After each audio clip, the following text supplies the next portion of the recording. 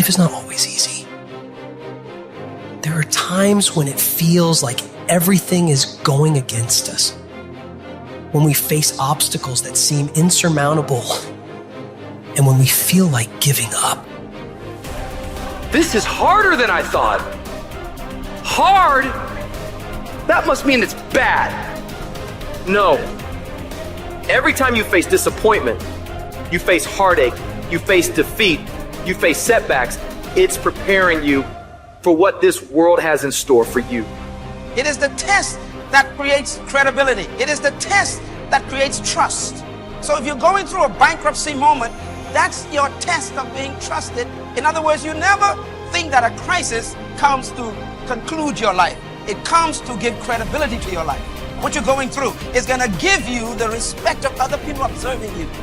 There are people who are praying that you fail, and then they'll trust you when you don't. They hope you won't make it, and when you make it, they congratulate you. Don't listen to the naysayers.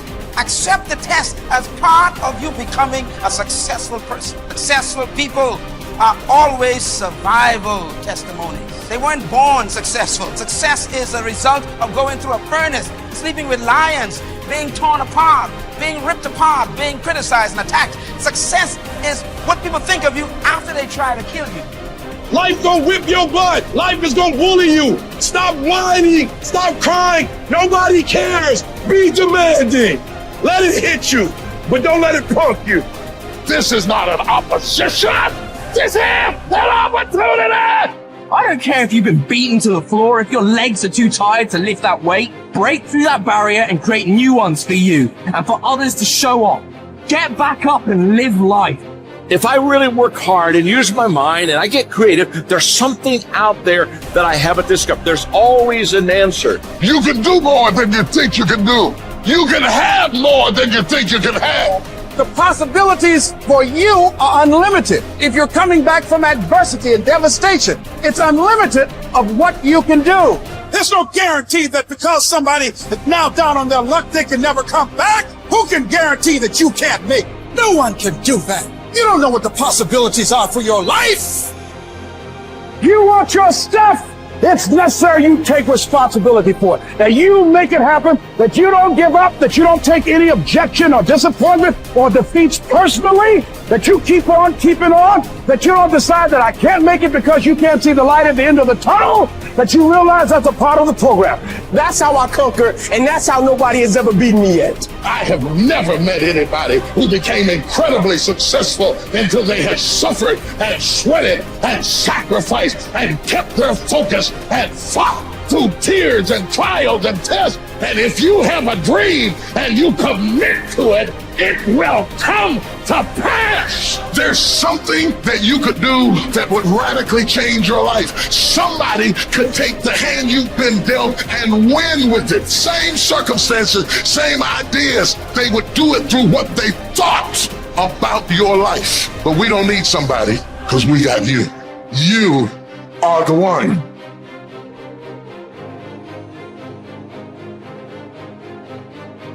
Remember then, that if you think the things which are by nature slavish to be free, and the things which are in the power of others to be your own, you will be hindered, you will lament, you will be disturbed, you will blame both gods and men. But if you think that only which is your own to be your own, and if you think that what is another's as it really is belongs to another, no man will ever compel you, no man will hinder you. You will never blame any man. You will accuse no man. You will do nothing involuntarily, against your will. No man will harm you. You will have no enemy, for you will not suffer any harm. Now is the time to get serious about living your ideals. How long can you afford to put off who you really want to be? Your nobler self cannot wait any longer. Put your principles into practice. Now, stop the excuses and the procrastination.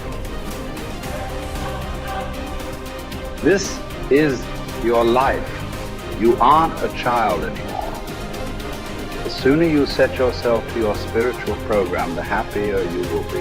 The longer you wait, the more you'll be vulnerable to mediocrity and feel filled with shame and regret, because you know you are capable of better. From this instant on, Vow to stop disappointing yourself.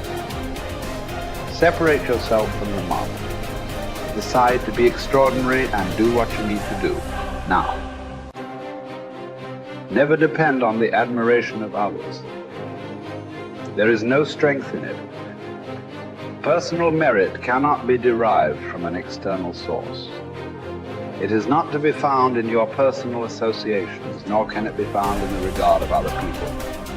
It is a fact of life that other people, even people who love you, will not necessarily agree with your ideas, understand you, or share your enthusiasm. Grow up. Who cares what other people think about you? Caretake this moment. Immerse yourself in its particulars. Respond to this person, this challenge, this deed. Quit the evasions. Stop giving yourself needless trouble. It is time to really live, to fully inhabit the situation you happen to be in now. You are not some disinterested bystander. Participate. Exert yourself. It was Benjamin Disraeli. He says, nothing can resist the will of a people that will stake even their existence on the extent of their purpose for good. That when you dedicate your life to something, you bring on some powers in the universe that works through you to bring about changes that you would never ever know unless you have dedicated yourself. I'm reminded of a young guy who was on a bus, a little young fellow, and some kids were picking at him, some bigger guys, and they kept on thumping him on the head and hiding their hands.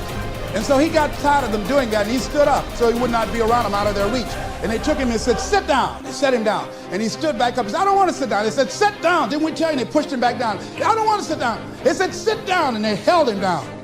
And he looked at him. He said, you might hold me down, but I'm standing up inside myself. And what we have got to do is know that there's something about you. There's something about us. There's a power in you that regardless of what happens to you, you can stand up inside of yourself. I think that's what the poet meant when he says, out of the night that covers me, black as a pit from pole to pole, I thank whatever gods there may be for my unconquerable soul. You have an unconquerable soul. Something that George Bernard Shaw said that I think has some power for us. I'd like to share it with you. He said, this is the true joy in life. And one of the things that he said, and I loved when he talked about man and Superman, he said that we should establish a tribunal where people would be required to come once a year to give a reason why they should be permitted to go on living for the next year. Can you imagine all the do-nothings? Hopping from one foot to the other, trying to give some justification why they should be allowed to live for the next year? Well, what do you do? I drank a little bit. What are you contributing to life? I go to work every day. No, are you making a difference in the universe? Why should we allow you to continue to occupy this space? Can I come back to that one? This is a true joy in life. The being used for a purpose recognized by yourself as a mighty one. Being a force of nature instead of a feverish, selfish little clod of ailments and grievances, complaining that the world will not devote itself to making you happy.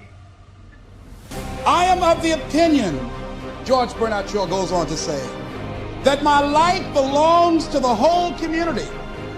And as long as I live, it is my privilege to do for it whatever I can. I want to be thoroughly used up when I die. For the harder I work, the more I live. I rejoice in life for its own sake. Life is no brief candle for me. It is a sort of splendid torch which I've got a hold of for the moment. And I want to make it burn as brightly as possible before handing it on to future generations.